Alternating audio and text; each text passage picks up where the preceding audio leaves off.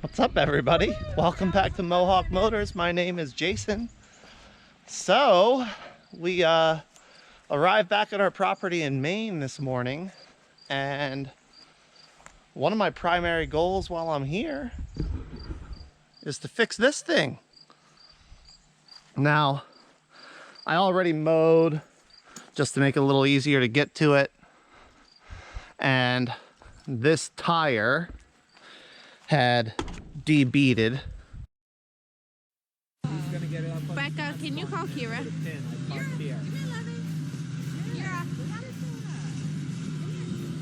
Good girl. So I was able to just hook that back up to the air compressor and get it blown back up. And I'm gonna see if it'll start up. I think it will. It's got a pretty new battery in it, and it's a 4-liter. So it had a battery and oil. It should run. And we'll see if I can get it backed over to where I want to work on it and make all these repairs. See if this thing will start. Well,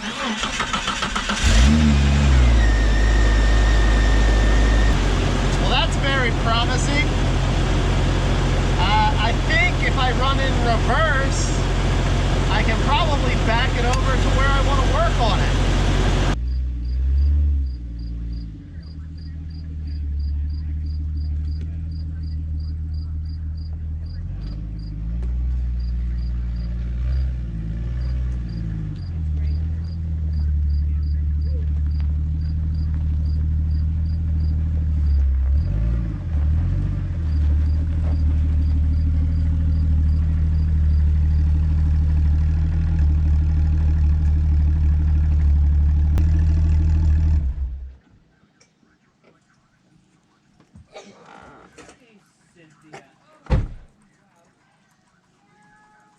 Little suspension work, she'll be good to go.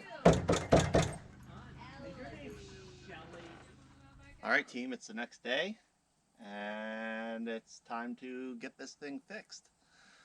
So I'm gonna start with getting all the old broken off, and then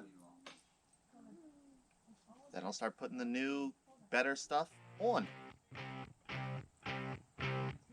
Yeah, let's go.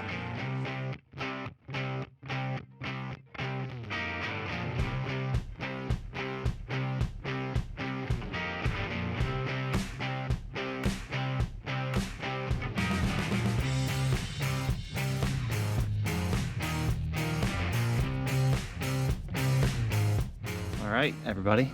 So I've got the old axle out. I still need to get out the rest of the upper control arms on both sides and the pitman arm. The lift kit I'm putting on, it's a 6-inch long arm lift kit from Rough Country. And the good news is there doesn't appear to be any collateral damage to the Jeep itself.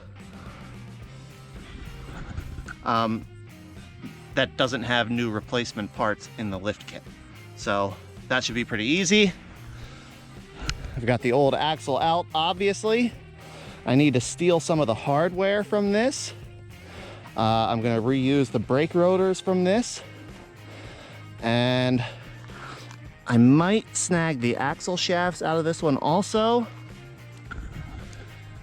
Just because I know the exact age of them. I know they have brand new U-joints in them. And they still have the little mud deflectors on them, which is fine because I got to pop apart this axle to put the Spartan locker in it. I'm not going to give you too much detail on the Spartan locker. It's fairly straightforward. They come with good instructions.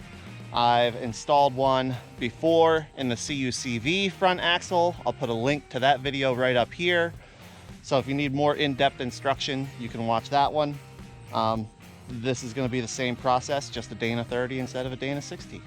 So I'm going to get it done and then start getting all the new stuff put on. Later that same evening. All right, everybody, hopefully you can see me. Sorry about the generator noise, but we need it on right now. So I've got the front just about done. Got the new long arms in place, the new transmission cross member where the long arms mount, everything loosely bolted in, brake lines connected, shocks all hooked up, everything else. Basically all that's left to do is get the wheels and tires on, sit it on the ground, and then tighten everything up. But it's dark and I can't see what I'm doing anymore, and I'm gonna go spend time with my family. So I'll pick this up tomorrow. Should be able to finish up the front. The rear is far less complicated. It's literally remove and replace. No new cross members, no new links, anything like that. So tomorrow I should be able to get this finished up and the rear done, hopefully quickly, and then we'll be able to take it out and test it out on this new lift and see how it does.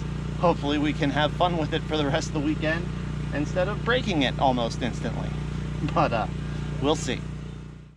All right, guys, so fast forward a day and I've got the whole lift kit installed.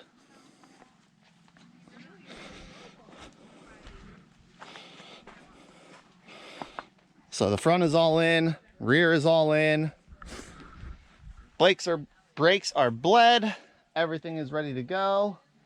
There's nothing left to do now but just take it out for a test ride. Overall, I really like the rough country kit. It went on, I mean, it was way harder getting the old stuff off than getting the new stuff on, which is how it usually is. But it's a nice kit, it's very complete, and it definitely gave me a little bit more clearance than what I used to have. Rough Country recommends a 33-inch tire with this lift kit, and I have 36s. I mean, that looks appropriate to me.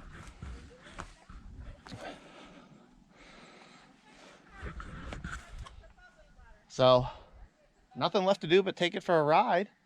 I'm gonna take it for a test ride, and then we'll get some video and get this thing back out on the trail and have some fun with it.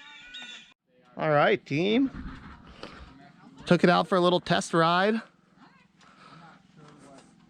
And I think everything's good. I do need to go through, recheck, and make sure that I've got every single nut and bolt tight, because I had some clunking. I'm not sure if it's the front locker engaging and disengaging, or if I've got a control arm shifting. So I need to go through and make sure I've got all those bolts locked down tight. But other than that, everything went well. We still got the whole day tomorrow up here at the property, so we'll definitely go do some exploring and off-roading and take you along and see what this old piece of junk can do. Well, all right, team. Well, let's take this thing for a little Jeep ride. Bye. I don't know if I need this, but I'm still saying I have it. So. You're fine. I think I've only done this. I think I've only done this once. So. Jeep riding? Yeah, it was just when I was last time here with you. Yeah, Maine. you're right, actually. Or, Yeah. I don't remember where. It was snowing. That's all I remember. Yeah, we went up along all those power I'm gonna get lines and ticks stuff. all over the place, am I? You can put your window up and we can turn the AC on. Oh, it works. Yeah. A little dusty. Just give it a minute. More than a little. Yeah, we off-road in luxury around here. Oh, I think it's gonna be a little cooler once it gets down to the sun too. Yes.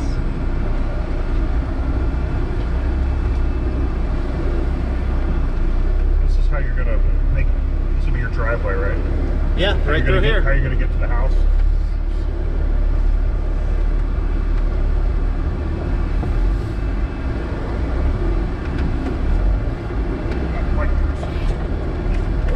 Big rock. We went right over it. Oh, damn.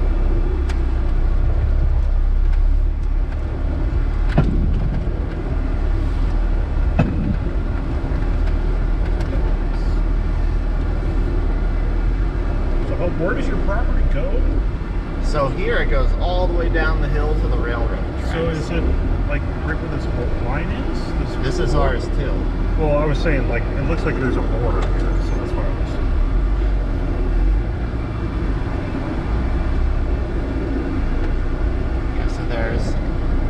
Yeah, so our property here is actually 2 separate parcels of land.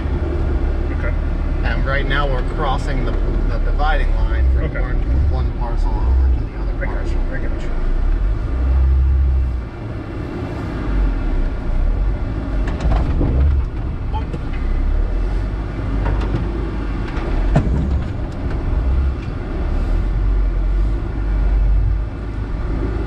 See, there's some firewood I stashed up. I'm just gonna leave it there this time. I think we've got more than enough firewood.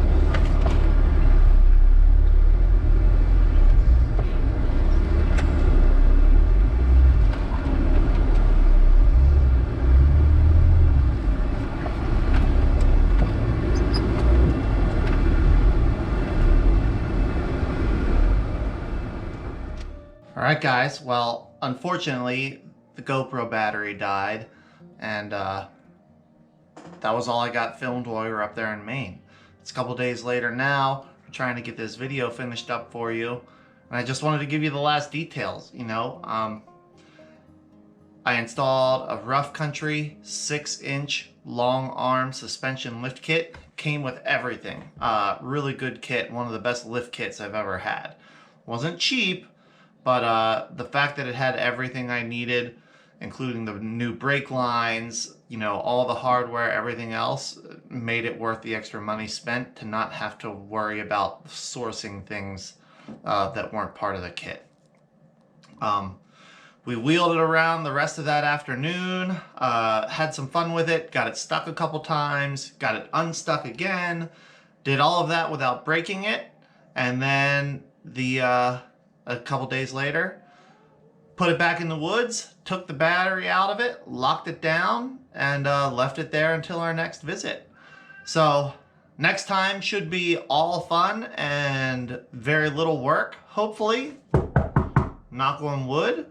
And we'll hopefully get it out on some tougher trails with some of my other buddies up there that have Jeeps. You know, that's it. I'll put links in the description to everything that I put on it, that I installed. So if you want to duplicate it, you can. I feel like it's going to be a really capable rig. And don't forget, if you haven't already, check out some of the Mohawk Motors gears.